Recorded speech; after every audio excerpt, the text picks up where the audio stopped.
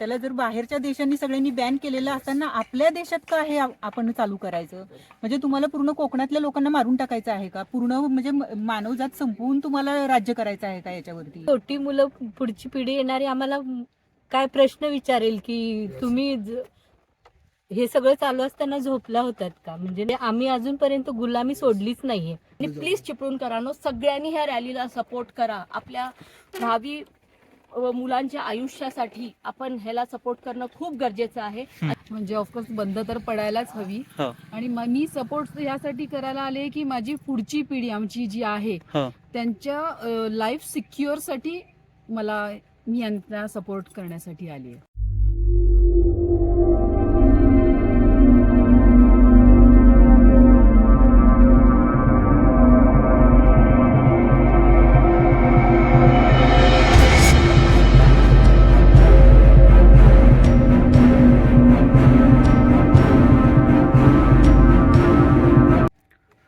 Lakshmi organic कंपनीमध्ये हे जे आता पिपास हे अत्यंत विनाशक आणि घातक केमिकल बनवले जात आहे, ती बंद करावी म्हणून जे धरणे आंदोलन चालू आहे त्याबद्दल तुमचे मत काय आहे?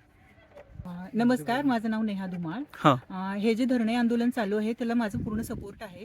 कारण जे केमिकल बनत आहे इथे, त्याला जर बाहेरच्या देशांनी सगळ्यांनी बॅन केलेलं असताना आपल्या देशात का हे आपण चालू करायचं? म्हणजे तुम्हाला पूर्ण कोकणातल्या लोकांना मारून टाकायचं आहे का? पूर्ण म्हणजे मानवजात संपवून तुम्हाला राज्य करायचं आहे का याच्यावरती?